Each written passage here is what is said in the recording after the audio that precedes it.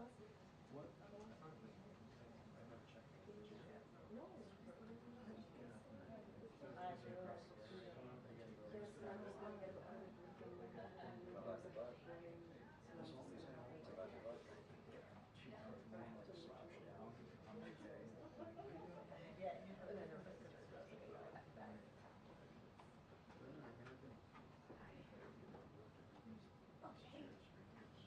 I need to get the outlet first. Did you get it? I did, All right, so good. that I didn't have to ask you. Priorities, you know? I know. It was really, obviously not, not that. Oh. Is that interesting? I actually was quite enjoyable, as much as I love staying around here. It was a nice break. Yeah. To do something else. I would like that too. Probably recently. Oh, yeah. On vacation? Last week. It's Okay, it's one big Went to Italy for a week. elsewhere. Right, so Where'd you go? Yeah. Was Sheer there? He was there. Yeah. How was the weekend? When he's still. this is really good news that we're talking again for hours. Because to me, We're out on all the final.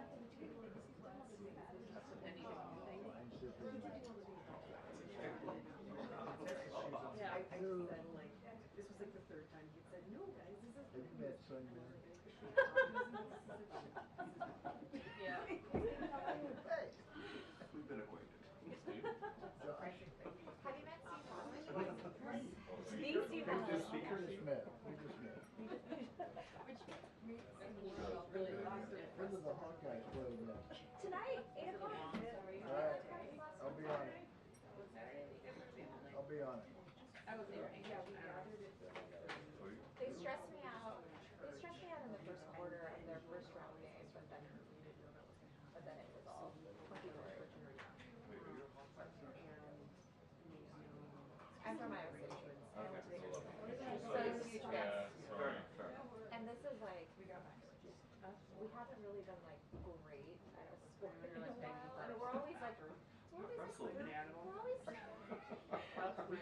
always really fine in football, but then like football ends up like breaking our hearts in the postseason and all this other stuff. And I don't think football's a great sport, but it's a terrible sport. My Tennessee team played Iowa in the bowl game. They couldn't score. It was like 31-0 or something like that. We bet a box of Chivas. No, not even a field goal. It was embarrassing. And I felt like we were like the two teams were fairly evenly matched. I mean, those trips have always been dangerous. My whole family is, I don't know, my whole family is now Zoo folk. So they are all Mizzouans. Like one side part of the family we don't talk about are Kansas. And like we look at the drug only acknowledge them. And so at some point when I was like real into wrestling, I was like,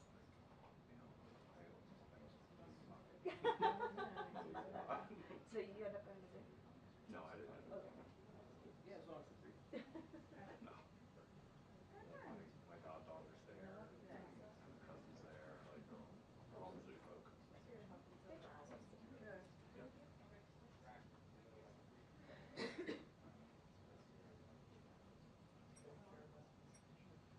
It's hard to see if people are Iowa fans or just like only got keen on Clark. Bandwagon? Yeah. Both. She's good. She's fun to watch. If you look at the numbers, like the viewership numbers of the women's championship game from last year when Iowa and LSU won the game to the year before, literally viewership went up 5 million viewers in 1 year, and it's obviously because of her. She's fun to watch.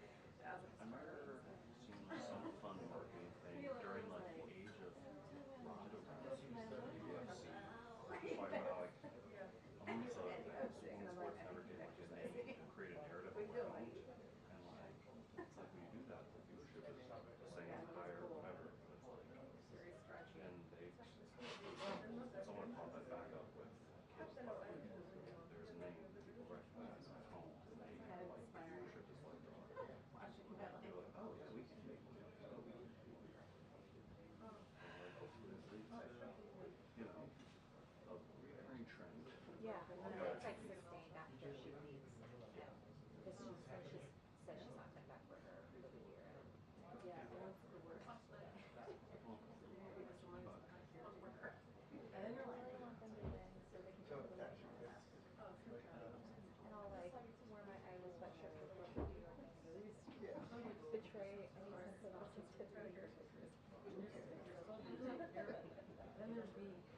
All right, briefings at 1:45. Well, that's 10 minutes, so. Definitely go recheck my stuff.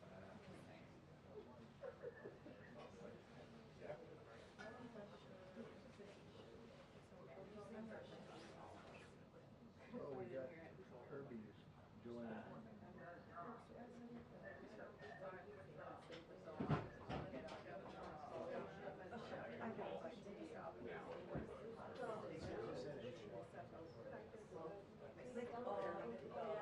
Two Kirby's. Two Kirby's and one there. You know what I mean? Like, he's that Only 9 miles away, Josh. No, it's fine. It's fine. I think so.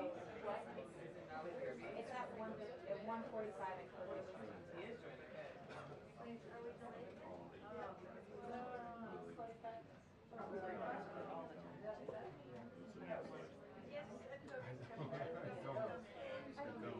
That's kind of a daily trend, too.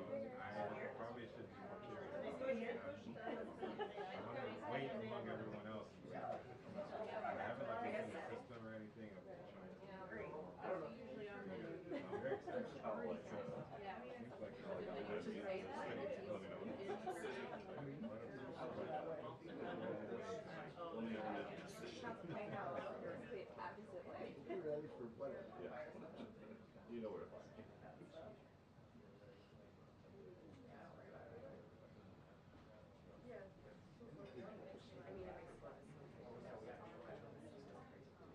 Italy?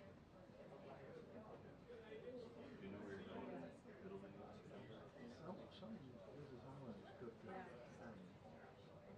Like the transportation company. I'll find out. Yeah, the G7 is. I think they're doing Rome, Naples, Spain. There's also another meeting. And Italy this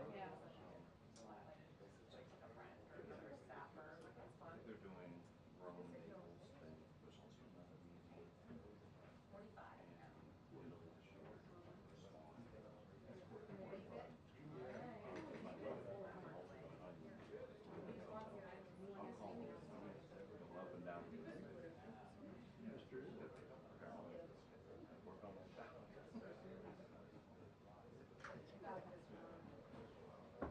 Hey, George.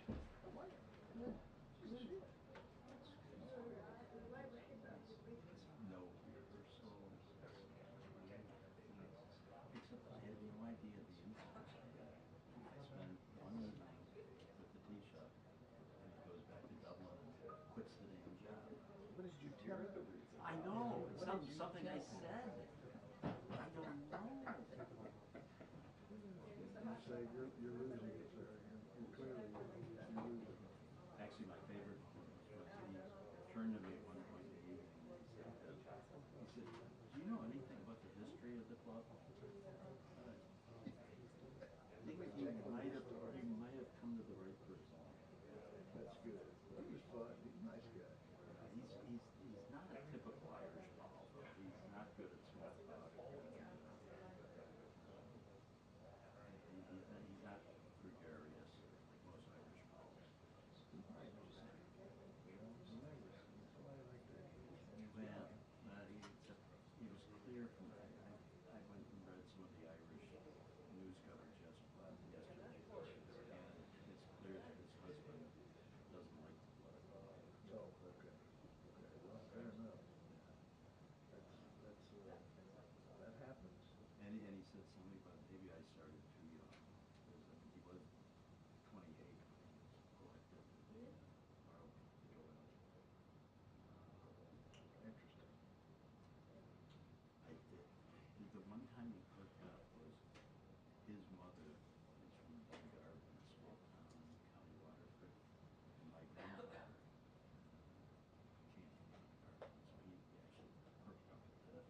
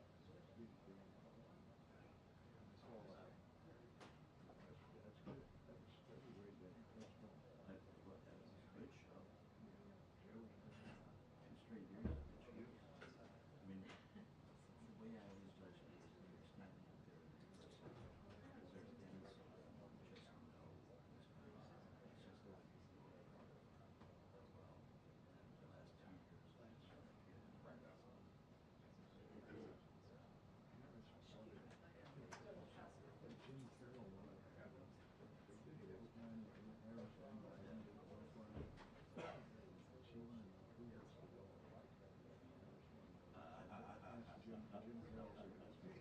The guys are nice now too. You remember the first time we did that song at rehearsal, the producers got died, and Adam Keefe said, well, that's when Biden walks out. Making fun of his dog. No, no. Oh, I knew.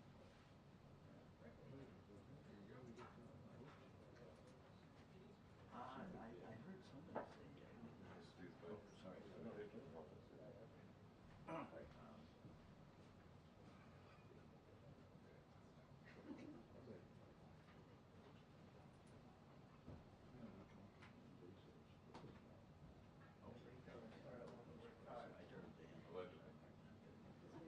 No, I mean, it's just that's time. And the other interesting thing, you know, the Estonian Prime Minister had scheduled a trip just for her, and then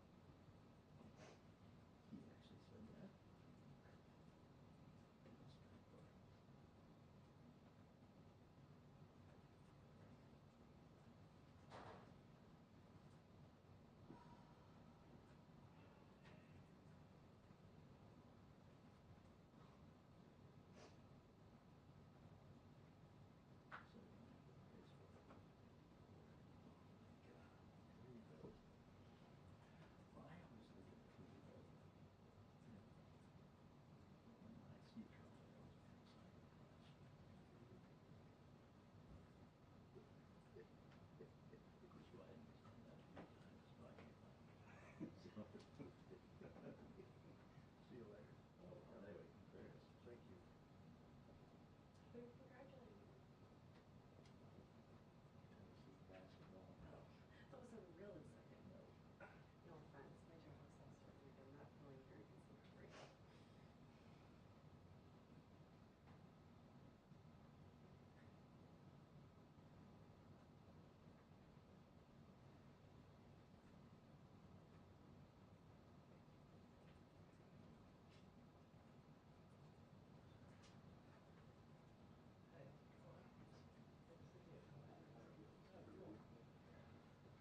How you doing? I'm good.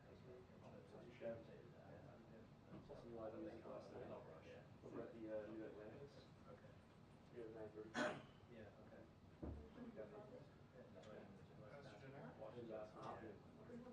No problem. How's your It was really good. What about like let's still get there. I had Wisconsin with my TV. Yeah, because I'm a homer. Which you figure. What did you do? Yeah, I know. Just got rocked. Like honestly, looking at it, I George is sitting there. Jamie was just like, Thoughts are hot. Yeah. Policy. Destroyed. I was the bar with some of the posters on that. Yeah, he's So I was a few Wisconsin. Oh, really? fans. There were so many noticed that. fans. But It was my final four. Don't check my bracket, so it's not it's a lot. It's my track. How is it? We'll see that. That's, I do kind of the wolf pack.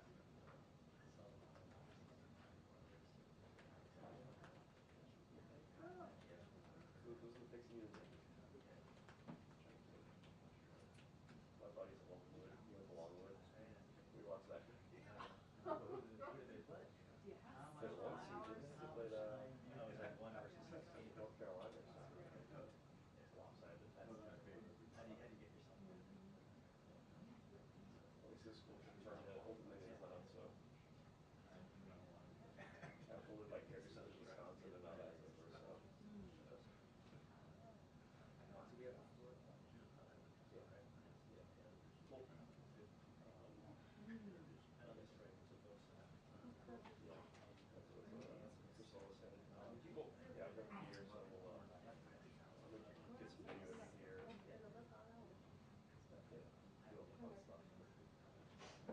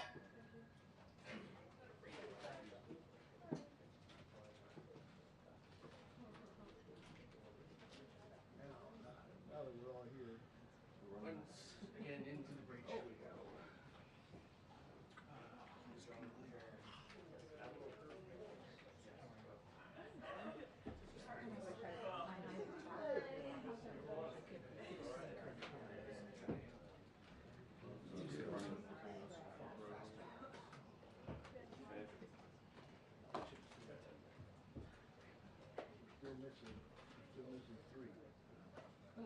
Hi dear, how are you? Look it up. Were we doing Wordle now or something? No, Are you allowed to say those words on air? Salubrious? They only when Salashi. Hi, how are you? Great, thanks. The Listerine, we do in our cabinet. If you. Hopefully that's. I know. It's good. I'm glad.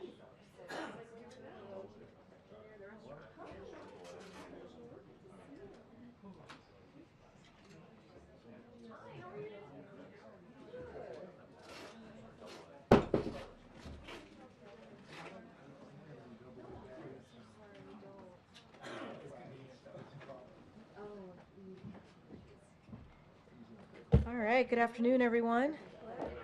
Just have a couple things at the top before we get going. President Biden, today, he called Taoiseach Leo Varadkar of Ireland to recognize his years of service as a leader of Ireland and of the good relationship they have developed. Having recently celebrated St. Patrick's Day at the White House, the leaders reflected on their cooperation over the years on shared priorities, particularly deepening U.S.-Ireland ties between our people and our economies. They noted recent progress in Northern Ireland with the restoration of its executive and assembly, reaffirming the critical role these institutions play in preserving the gains of the Belfast Good Friday Agreement. The president conveyed that he looks forward to continuing to build a vibrant future for U.S.-Irish relations with the new Taoiseach once elected by the Irish Parliament. Additional news from this morning. As part of President Biden's Investing in America agenda, today our administration announced the single largest investment in industrial decarbonization in our nation's history. The Department of Energy will provide $6 billion for 33 projects across more than 20 states, reduce industrial greenhouse gas emissions, revitalize industrial communities, strengthen the nation's manufacturing competitiveness, and support good-paying union jobs. With this investment, the Biden-Harris administration will spur the next generation of decarbonization technologies and keep America's key industries competitive. I want to turn to two pieces of news looking ahead to Tuesday. First, the Supreme Court will hear oral argument in the administration's appeal of the Fifth Circuit decision on mifepristone, a drug used in medication abortion that the FDA first approved as safe and effective over 20 years ago. This administration will continue to stand by FDA's independent approval and regulation of mifepristone as safe and effective. And we will continue to fight back against unprecedented attacks on women's freedom to make their own health decisions. As the Department of Justice continues defending the FDA's actions before the Supreme Court, President Biden, Vice President Harris remain firmly committed to defending women's ability to access reproductive care. And they will continue to urge Congress to pass a law restoring the protections of Roe v. Wade. Finally, I want to briefly preview tomorrow's travel. President Biden and Vice President Harris will head to North Carolina to discuss the administration's vision for the future. On the other hand, Republican elected officials are proposing a very different vision for the nation. Last week, Republican Study Committee released a budget which proposes devastating cuts to Medicare, to Social Security, and Affordable Care Act. It would increase prescription drug, energy, and housing costs, all while forcing tax giveaways for the very rich. Tomorrow's trip is an opportunity to contrast those visions, and we'll be sure to have more to share with you on this trip as well. With that, my colleague Admiral John Kirby is here to discuss Israel and the UN Security Council resolution that you all are covering today. Good afternoon, everybody. Today, as you all know, we abstained on a UN Security Council resolution calling for a ceasefire in Gaza till the end of Ramadan and the release of all the hostages. Our vote does not, I repeat, does not represent a shift in our policy. We've been very clear, we've been very consistent in our support for a ceasefire as part of a hostage deal. That's how the hostage deal is structured, and the resolution acknowledges the ongoing talks. We wanted to get to a place where we could support this resolution, but because the final text does not have key language that we think is essential, such as condemning Hamas, we couldn't support it. Though, because it does fairly reflect our view that a ceasefire and the release of hostages come together, we abstained. Defense Minister Gallant is here today, meeting with Mr. Sullivan. In fact, as we speak, he'll have other meetings while he's in town today and tomorrow, certainly with Secretary of Defense Austin tomorrow. And so we certainly look forward to having those discussions with him and making it clear to the Defense Minister that the United States continues to stand with Israel as they fight Hamas and will continue to work with might and main to get those hostages back with their families where they belong. Thank you. John, what was the president's reaction to the decision by Netanyahu not to send an Israeli delegation this week? I got to tell you, Steve, we're kind of perplexed by this. A couple of points that need to be stated and, in fact, restated. Number one, it's a non-binding resolution, so there's no impact at all on Israel and Israel's ability to continue to go after Hamas. Number two, as I said in my opening statement, it does not represent a change at all in our policy. It's very consistent with everything that we've been saying we want to get done here. And we get to decide what our policy is. The Prime Minister's office seems to be indicating through public statements that we somehow changed here. We haven't. And we get to decide what our policy is. It seems like the Prime Minister's office is choosing to create a perception of daylight here when they don't need to do that. So again, no change in our policy. What does this do to the relationship between the President and Prime Minister Netanyahu? I have no doubt that the two leaders will have follow-on discussions as they have, as appropriate, throughout this conflict. Thank you. Well, you say it's not a shift in policy by voting for this today. Get specific with us as to why again, and to the charge that by even abstaining, because normally there may be some attempt at the Security Council or the UN overall to condemn Israel every so often for whatever reason, and the U.S. usually stands up and vetoes those resolutions. Here now, for the first time in a while, the United States is at least abstaining and allowing it to go through. So the perception broadly is that the U.S. has no longer got Israel's back when it comes to conversations like this with the UN. Yeah, that's just not true, Ed. Nothing could be further from the truth, quite frankly. Of course we still have Israel's back. I mean, as you and I are speaking, we are still providing tools and capabilities, weapon systems, so that Israel can defend itself against which we agree is still a viable threat to Hamas. Again, no change by this non-binding resolution on what Israel can or cannot do in terms of defending itself. But, you know, the other day, Friday, when I was up here, Brian was asking me about, you know, how come it was okay for, or not okay for Russia and China to veto a resolution that we drafted on Friday when we vetoed similar ones prior to it. And my answer then is going to be my answer today because of the substance of it. The ones we vetoed didn't condemn Hamas. This one didn't condemn Hamas, which is why we couldn't support it. But we didn't veto it because, in general, unlike previous resolutions, this one did fairly capture what has been our consistent policy, which is linking a hostage deal and the release of those men and women with, of course, a temporary ceasefire. There are U.S. officials today saying Netanyahu's acting this way because he's facing some domestic political pressure. There's domestic political issues going on. Aren't there also domestic political pressures facing President Biden? And that's part of the reason why y'all are allowing this to happen today? I can't speak for members of the Democratic Party saying he's doing this wrong. You've got the general public suggesting his support for Israel is misplaced. Is that part of why this is going through? No, absolutely not. And I got to take issue with the premise of the question. The president makes decisions based on the national security interests of the United States. And this decision to abstain on this resolution is in keeping with the national security interests of the United States. And quite frankly, it's in keeping with the national security concerns of the Israeli people. The Customs and Border Policy, or Border Patrol chief yesterday suggested in an interview that the situation at the southern border is a national security threat because of the roughly 140,000 known gotaways, or those that cross the border and were detected as crossing illegally. Is that the position of the whole Biden administration, of the White House, that the situation down there remains a national security? The president has spoken to this. I mean, he's talked about the urgent need for additional funding for key capabilities at the border. And if you care about the border, if you care about the security of the border, and the president sure does, then we ought to get that national security supplemental passed. That's what that funding will do.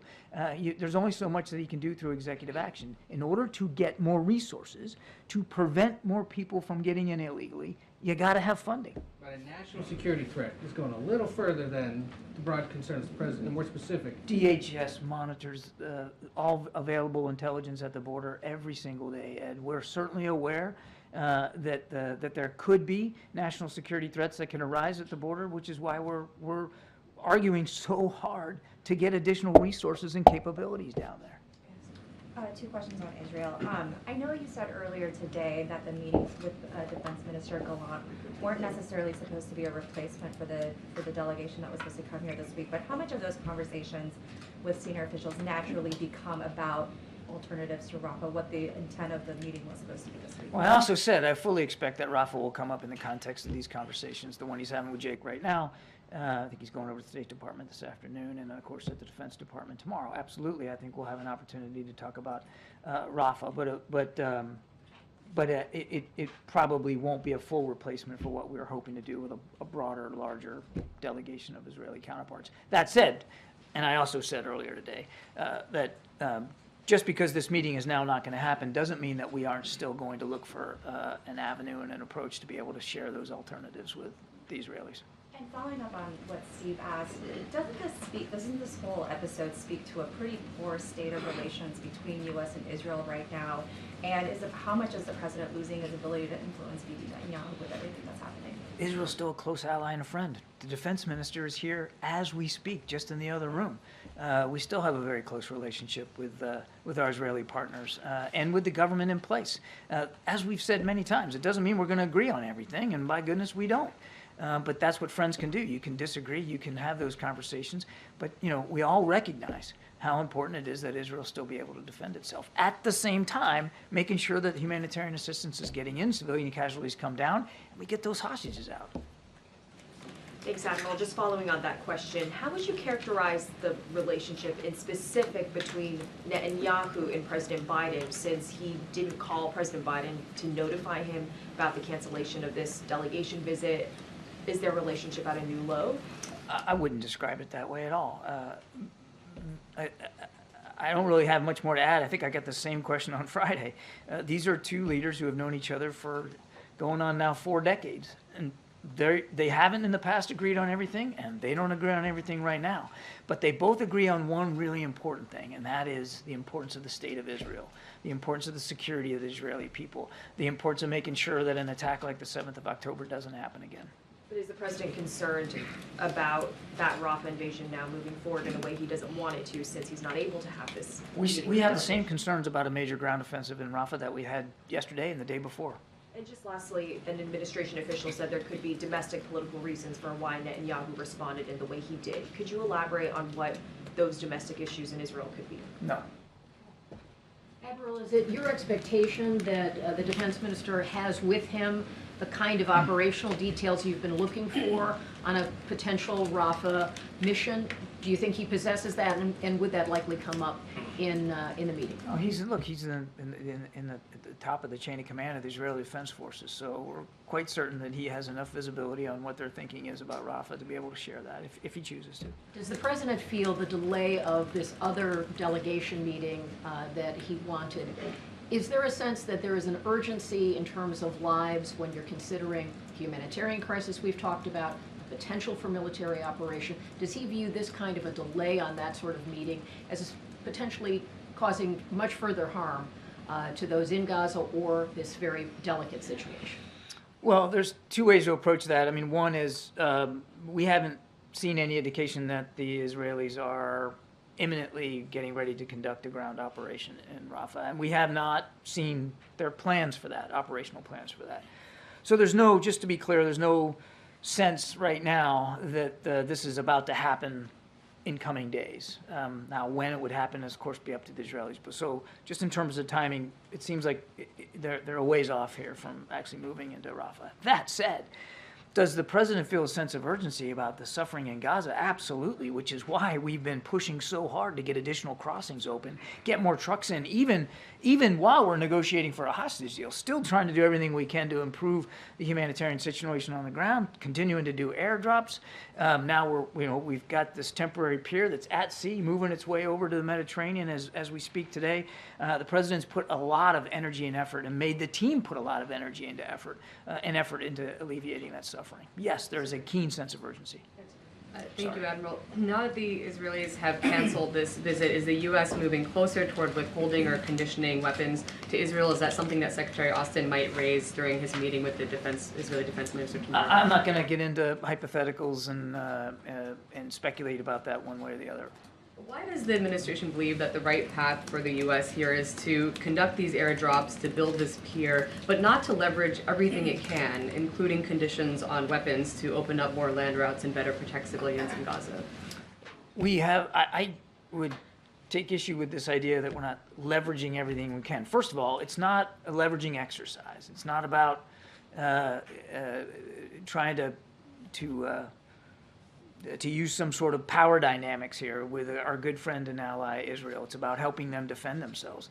I think we need to remember what happened on the 7th of October. Number two, from the very beginning, we have, at the same time as we've been providing them the capabilities, we've also been able to influence some of their decisions on the ground and some of the way they have prosecuted operations, and including increasing the amount of humanitarian assistance that gets in. It's not enough. I recognize that. A lot more needs to be done. But we believe you can do both at the same time, and that's the approach that we've been taking. John, on this resolution that the U.S. abstained to today, that was within the power of the United States to block, the Prime Minister said it gives Hamas hope the international pressure will allow them to accept a ceasefire without the release of our hostages. Is he wrong? Yes. Does the U.S. still have leverage to change language of future resolutions now that this language, without the Hamas component, has been put into place? Well, let's see. I mean, there's just voted on this non-binding resolution today. I don't know of additional text that's coming, but we'll take each one in turn. And quickly on the border, is the administration still considering executive action on the border? I don't have any announcements to make with respect to executive action. I would remind that this argument that the president hasn't taken executive action or is just not true. He has kept American troops down there at the border. He has worked as commander-in-chief with the government of Mexico to improve their ability to try to stem that flow and to go after fentanyl traffickers. I mean, it's not as if he hasn't, but there is a real limit. That what really needs to be done, if you really care about the border and stemming the flow, is additional resources. And the president can't just sign those into being. You got to have funding behind that. You have to have a checking account for that. And that comes from the power of the person. That comes from Capitol Hill. So is there nothing more that he can do outside of I'm not going to get into anything more he would or wouldn't do. I certainly won't get ahead of the president's decision space on this. But the idea that he hasn't taken executive action when warranted is just not true. He has. But there is a real limit to executive action in terms of what's needed down there. What's needed is funding more than anything. And again, for all the people out there expressing concerns about the border, number one, we share those concerns, which is why the president put billions of dollars into a national security supplemental to give the Border Patrol, to give the customs courts additional resources. You got to have funding for that. Some of these meetings are proceeding this week. Can you help us understand what the American position, what the alternative is? What would you have suggested to the Israelis? Well, because I think we're going to still continue to try to have those conversations. I'm going to let those conversations happen before announcing it from the podium. Can you talk about when those conversations might happen? Are these through the regular channels? I wish I could. Or is there hope of talks happening? I wish I could right now, but I mean, this decision just happened in the last couple of hours, so we're going to have to see where it goes. And is there any circumstance that the U.S. would support a Rafa operation in the future? Are you ruling it out entirely, or are you ruling it out? We've been very clear. We don't believe that a major ground operation in Rafa is the right course of action, particularly when you have 1.5 million people there seeking refuge and no conceived plan, no verifiable plan to take care of them. We've been very consistent on that. Thank you so much. On the non-binding thing, the UN Secretary General said after the vote, this resolution must be implemented. You say it's non-binding, so who is right here? And if it's non-binding, if, as you say, it does not change anything, why has the administration blocked so many pretty similar resolutions in the past? Because they didn't condemn Hamas. I've said that repeatedly. This one doesn't condemn Hamas either. Because they didn't condemn Hamas, and because they also just called for a ceasefire with no linkage to the hostages. This one, the reason why we can't support it but didn't veto it is because it does link hostages and a ceasefire, which is in keeping with our policy. And on the binding thing, is it binding, non-binding? It's a non-binding resolution. Thank you, John. Steve asked this question earlier, but what was the president's personal reaction to the Israeli delegation canceling their trip, given that he had personally requested that they make this trip to Washington? I have not talked to the president, so I don't have his personal reaction. Okay.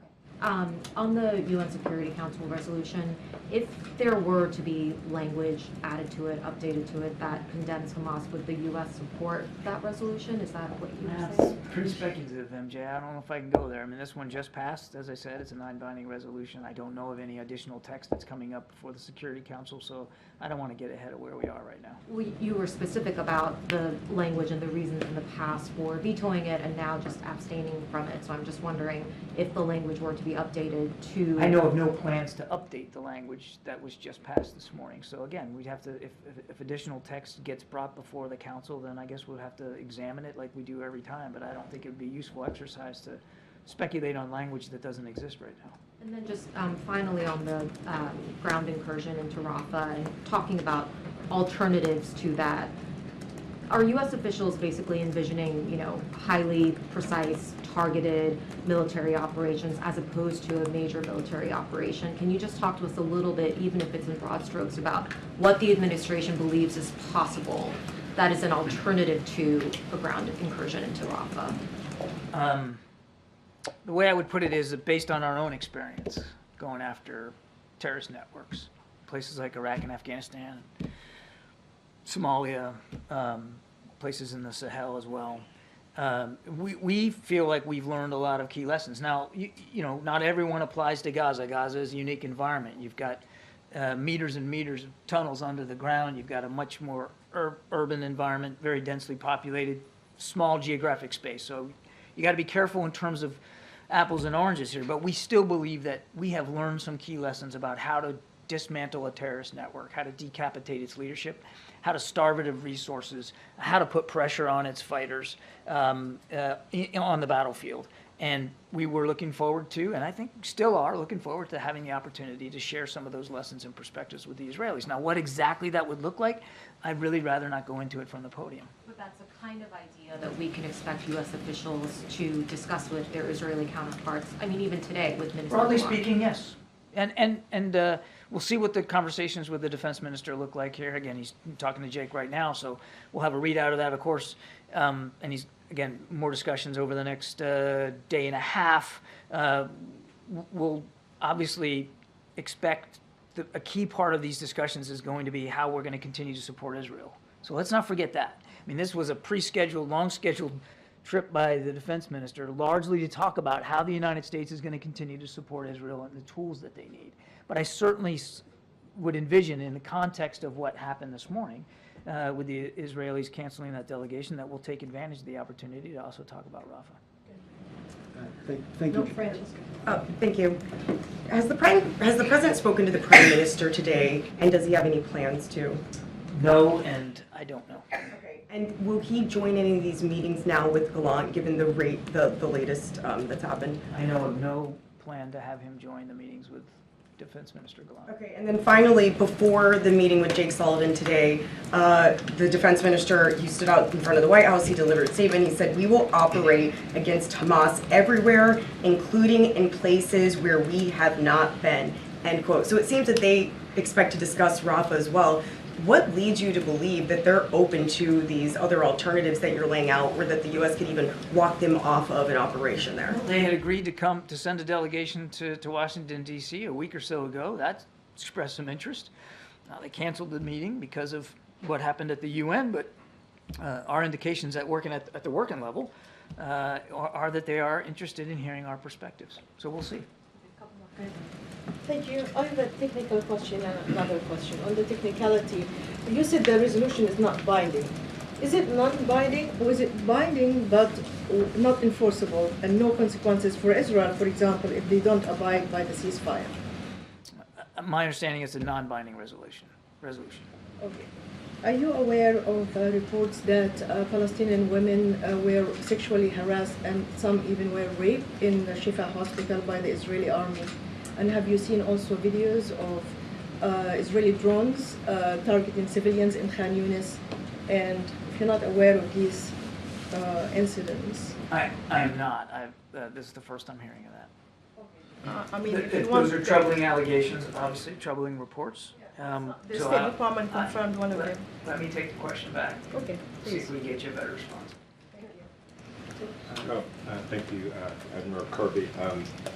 A member of the Israeli War Cabinet, Benny Gantz, essentially broke with Prime Minister Netanyahu over his decision to pull back this delegation. He said that the delegation should come, and in addition to that, he said that Prime Minister Netanyahu himself should come and meet with President Biden.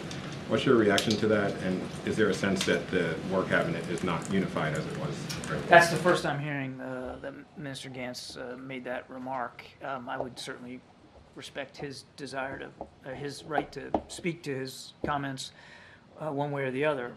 As I said a couple of hours ago, it's disappointing. Obviously, we would have preferred to have that meeting here this week to talk about viable alternatives, and as I think I mentioned to Josh, we're going to continue to look for an opportunity to have those conversations going forward. I can't speak to the dynamics on the War Cabinet. That's really for them to speak to. I wouldn't get into that. When it comes to you characterizing their decision as disappointing and perplexing, is there also a sense of offense, of being offended by the Israelis' decision to pull back this delegation? A lot of countries would love to have an invitation from the White House to have a meeting. I think I'm just going to leave it the way I described it. Thank you, John. Until recently, when I or one of my colleagues here asked if the U.S. would consider withholding military aid to Israel if they don't allow humanitarian aid into Gaza, you said that the administration would always make sure that Israel has the right to, has what it needs to defend itself. Now, you are saying in response to those same questions that you will not get into hypotheticals.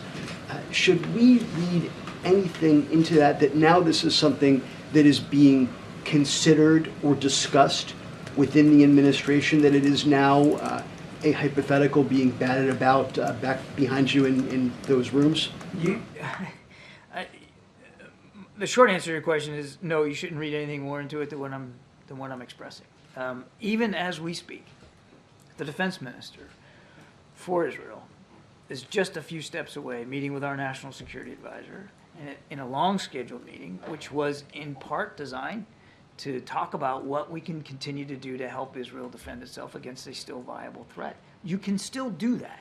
You can still have those conversations. You can still provide those capabilities at the same time, disagreeing with your good friend and ally about things like civilian casualties, humanitarian assistance, and where things are going up in New York City. So we're going to continue to have those talks, but I'm just not going to get into the parlor game of what tripwire would be in place or what we would consider a tripwire in order to change the way we're supporting Israel in the field. And on the subject of humanitarian aid, last week the British Foreign Secretary, Lord Cameron, said that he was blaming Israel directly for the hunger crisis in Gaza because arbitrary denials were keeping food and other humanitarian goods from getting into Gaza. Is the provision of aid into Gaza something that Mr. Sullivan is discussing with Minister Gallant right now? And how urgent is it that Israel stop what the Foreign Secretary described as arbitrary denials? Yes, humanitarian assistance will be on the agenda in Jake's meeting, and I suspect in the other meetings that the defense minister will be having. We need Israeli support and facilitation of humanitarian assistance. They're a critical player in this. They have a real key role to play, and we're going to continue to urge them to do more to allow more humanitarian assistance in. And one last thing, you just now talked about how you weren't going to describe tripwires that would potentially stop the provision so we all call them red of lines, defense too. assistance. That's true. People have called them red lines before, but the fact that you are not going to discuss them, should we infer that they now exist somewhere on some paper or in some memo or proposal? Again, I appreciate the effort, and I understand where the question's going. I'm just simply not going to engage in that kind of speculative talk. We are still providing Israel the capabilities they need to defend themselves. That is one of the reasons why the defense minister is here. And at the same time, we're having conversations with the Israelis about what they can do to increase humanitarian assistance. I want to go back just real quickly, and I apologize, Karine, but on the humanitarian assistance, let's also not forget that Hamas chose to break a ceasefire that was in place on the 6th of October.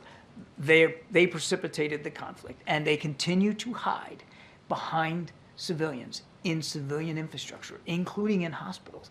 And they know exactly what they're doing. So while, yes, there are things that the Israelis can and should do more to get more trucks and humanitarian assistance, Hamas could solve all these problems right now by putting down their arms, letting all those hostages go. John, last. Thanks, Karine. John, you made a point throughout the briefing about mentioning that this was a non-binding resolution that the U.S. abstained on. Last week's resolution that the U.S. brought forward, was that binding or non-binding? I have to get an answer for you and go back on that. You don't know that answer? I don't have that answer for you, but I'll take the question and I'll get back to you. And if it was binding or non-binding, why would it matter? Why would that matter? Why is that important in terms of that resolution that the U.S. put forward last week? Well, let me get an answer for you, and then I'll answer the second one as well. Okay, and then one additional thing. With the resolution that the U.S. put forward last week, why couldn't the U.S. have put that same resolution forward a week before or a month before? Because we were working with previous texts that previous countries were putting forward to try to get them into a better place. You know, it wasn't like, you know, it's not like y'all don't, this language doesn't just get cooked up and thrown onto the Security Council floor in a matter of 30 minutes. It's usually worked over time. And we were working with the authors and other countries to try to get the language into a better place. And when we couldn't, we were left with no alternative but to veto. In this case, we chose to abstain because it didn't mention anything about Hamas, but yet because it did reflect our policy view that a hostage deal has to be linked to a ceasefire. Thanks, everybody. Thanks, Ed. All right. Sunny. Thank you. Hi. One on Ukraine aid. Speaker Johnson said last week that, quote, there is a big distinction in the minds of a lot of people, referring to members in this conference, between lethal aid for Ukraine and the humanitarian component. Now, I know the White House's preference is obviously to get the Senate passed package passed by the House, but is there any consideration in the White House to just focus on delivering lethal aid to Ukraine if that's what can get a majority in the House? I mean, look, the National Security Supplemental, as it is, could get a majority in the House. That's what we know. We understand that to be true. It can get overwhelming support, which means it includes Republicans as well as Democrats, if it just got put to the floor. I think what's happening is the Speaker's giving an excuse that is not warranted, that is not needed, because we know that if he were to put it on the floor, it would get through. And so that's why I'm not even going to take that, really dive into that question, because he's bypassing what we understand, right? 70-29 coming out of the Senate. That's a bipartisan, overwhelming bipartisan majority in the Senate. And we know, we're hearing from Republicans in the House, we know where majority of Democrats stand, that if he were to put it on the floor, it would get support. So that is the facts. That is how we see it. We would encourage and continue to encourage Speaker Johnson to put that bill on the floor. And Chairman McCall was on the shows yesterday talking about how the Speaker has made it clear that he would move on this after the Easter break. And does the White House have any specific commitments from Speaker Johnson on moving on Ukraine aid in whatever iteration? So I can't speak to commitments. What I can speak to agreements, right, from even when the Big Four met with the president not too long ago, earlier this year, that the understanding that we needed to move forward with this aid for Ukraine. We need to move forward with the National Security Supplemental. That was an understanding among them. They agreed with the president and the vice president. And so that's what we want to see. I can't speak to their timeline. We want this to happen right away, right away. We originally put this forward back in October of last year. And so there's a need. We see what's happening, as we were talking about Ukraine specifically in your first question to me. We see what's happening in Ukraine. They're losing ground on the battlefield. And that is partly because why Russia's been even more aggressive is because of the inaction of Congress. And that's what we see. That's what the CIA director told the Big Four not too long ago, right here in the White House. So they need to move forward. It is about our national security, just as we're talking about aid to Ukraine, but it is also about our own national security. It's all connected here. Okay, so. Thanks, Karine. If the Supreme Court decides to restrict access to mifepristone, what will the president do? What options does this White House have to ensure access to the abortion pill? So look, I'm not going to get into hypotheticals. I want to be super mindful here. We have confidence in our arguments before the court. And so there's a DOJ, obviously, ongoing litigation. I just mentioned at the top, it's going to be a process that's going to begin tomorrow. So I want to be super mindful. Don't want to get into hypotheticals. But the president and the vice president have been very clear. We're going to continue to certainly defend FDA's approval. It is independent. It uses science. It is a medication, as I said at the top, that has been around when you think about mifepristone for more than 2 decades. And this is science-based. This is science-based. As FDA, when they move forward on these types of scientific judgment, if you will. But not going to get into hypotheticals, and we have confidence in our arguments. And Russia continues to indicate without evidence that Ukraine played some kind of role in the terror attack. Just how worried is the White House about that and the Russia using that to justify its war in Ukraine?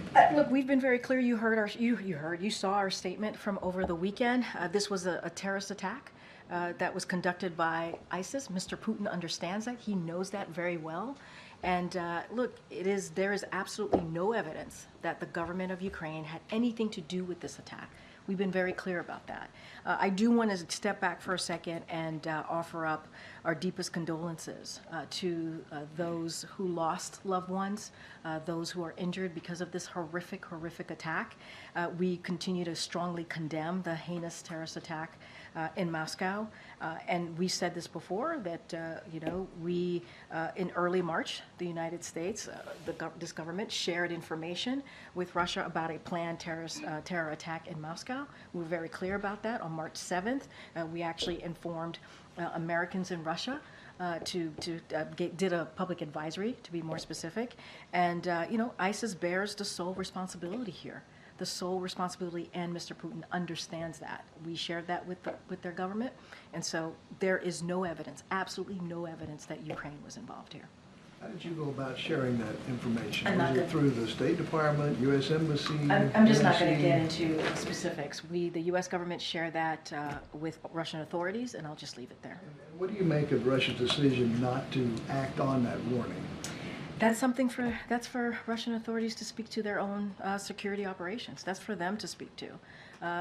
When we have we have information about imminent threat to civilian populations, we provide that information to the respective authorities.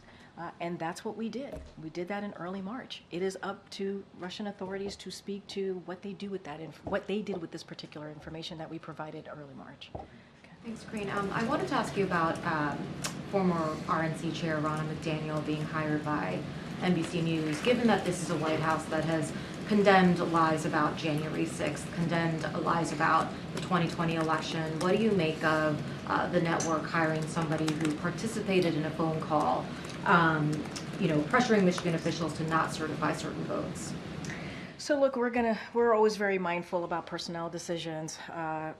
In this instance, made by a media organization. I'll say a couple of things, and I'll quote the president in a second. So you all heard him at the Gridiron dinner very recently, about 2 weekends ago. He spoke directly about critical role that journalists play. And they have in protecting our democracy by making sure that the public knows the truth, that the public knows the facts. And what he said is, we need you. Democracy is at risk, and the American people need to know, in fractured times, they need a context and a perspective They need substance to match the enormity of the task. It is a big task that journalists have, and we understand that. And the facts and the truth are critical here. I'm not going to make any comments on that on a personnel decision, but as more broadly speaking, it is important. It is a burden on all of us here, right, to be really mindful about that, and that the public understands what the facts are and what the truth is. Well, so you're quoting the president talking about that kind of burden. I mean, does this White House, does the president believe that kind of voice, that voice like hers, that there's room for her in the national political discourse? I mean, look, I'll answer it this way. We saw what happened on January 6th. We saw what happened when 2,000 people, mob, went to the Capitol and undermined our democracy, attacked our democracy, because they didn't believe in free and fair elections. And so we understand, and we saw that, and some of you may have been there, many of you reported it. And it was an attack on our democracy. And it is important that we are very clear to the public about the facts, that we are very clear to the public about the truth. And we understand the burden that you all have. And so I just want to be super mindful, not commenting on a personnel decision, but more broadly speaking, that is where we are. That is where we are as a country. Karine, Senator Tim Kaine said yesterday that, talking about immigration and executive orders, he said Congress should act, but he also says where the president can act, he should. Is the president receptive to this type of advocacy from senior members of his own party on this issue? I mean, look, the senior senator, speaking about a senator, bipartisan agreement that came out of the Senate to deal with immigration policy and the challenges at the border. There was a bipartisan agreement that if it went into law, if it gone through the process of the Senate in the House, and the president got it to his desk and signed it, it would have been the toughest and fairest action on immigration in decades, in years. And so that is what the president continues to speak to. We believe that is the direction to go. That is the way that we can stand on some legal ground here. And we know that it was done in a bipartisan way to move it forward. And so that's what this president wants to see. Obviously, we're in constant conversation, communication with leadership in Congress. That is something that we do pretty regularly. But there's a deal. There was a deal that was made. And the last president, President Trump, said to Republicans, some of you reported this, to reject that deal because it would hurt him politically. And that's not what we're about here. What the president wants to focus on is what Americans care about. And majority of Americans care about what's happening at the border. And we took a step to do that. We took a step. The president, along with Republicans in the Senate, Democrats in the Senate, took a step to actually deal with this issue. We've been very clear about executive actions. Will we look at executive actions to see what could work? Sure, we always do that. But here's the thing. What we understand, the bottom line is that we have to move forward with legislative action to actually make a difference here. And that's what we want to see. Executive action won't do it. It won't have the impact that this bipartisan agreement, negotiation that came to fruition. Do you have any expectation, though, that Congress is going to act? That deal's been out there for a while. Congress is out for the next couple of weeks. The former president is against it. His party's now against it. I hear you. But in that case, I mean, Congress, often doesn't deliver what you guys want. Isn't that where then the White House steps in? I hear you. So look, we were able to get some additional funding for border security operations through the budget agreement. So that was a good thing, but we need to take a step further. And so look, we're going to continue to doing the work. We're going to continue to have those conversations, and we're going to continue to be very, very clear, take it directly to the American people, as you saw the president do when he went to Texas, Brownsville, Texas, and be very clear on where we stand. The split screen that day could not have been more clear about where the president stands and what he wants to do. And he has continues to offer an olive branch to the other side to get this done. If they truly care about this, there's a way to do this. There's a way to meet the American people where they are. Majority of them is to move forward with that border deal. That's the way to move forward here. Kelly.